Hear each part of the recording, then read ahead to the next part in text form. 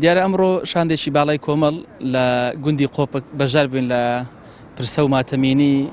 خانەوادەی کاعوزێر کە بەداخەوە 5 کەس لە خانەوادەکەی بەهۆی بەکارهێنانی خەڵوزەوە گیانیان لەدەستدا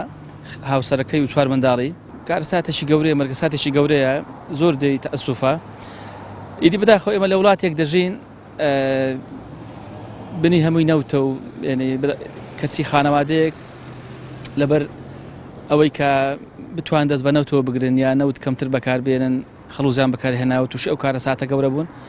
ئیدی کارەساتێکی گەورەیە لە نزیکەوە سەرخۆشی خۆمان پێڕاگەیاندن و خی گەورە خەم و ئازارەکانیان کەم کە ئینشاءالله وزارة سامانی سروشتی یعنی مفروضه گازی دابین کرد بو همی اردا بی فرق جدی خاصتا بو گنده و دوروبر قزا و ناحیه برمیل گازی دی کی گیرید یعنی و تو 4-5 برمیل گازی بده حتی زفستان خوب خلاص کن هر واسه وزارت ساخلمی و دوره خوب ببینید اشلای روشنبیری ساخلمی و یعنی بلاوکت سر گنده تایبت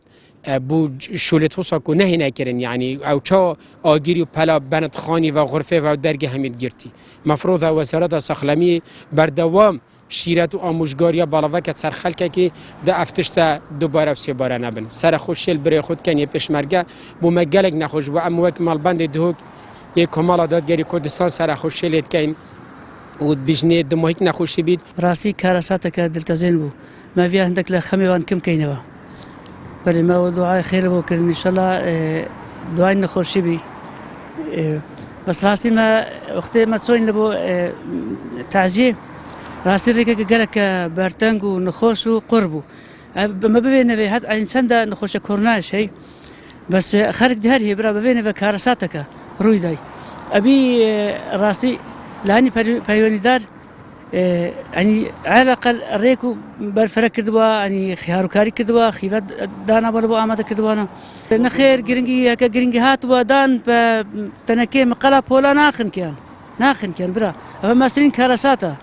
لو وزعنا خوش شيء الدوبارة برا خماهات يعني خوش نخوش بسر مداهات على الأقل ريك اللي بخوش كدوا ريك بالفرق كدوا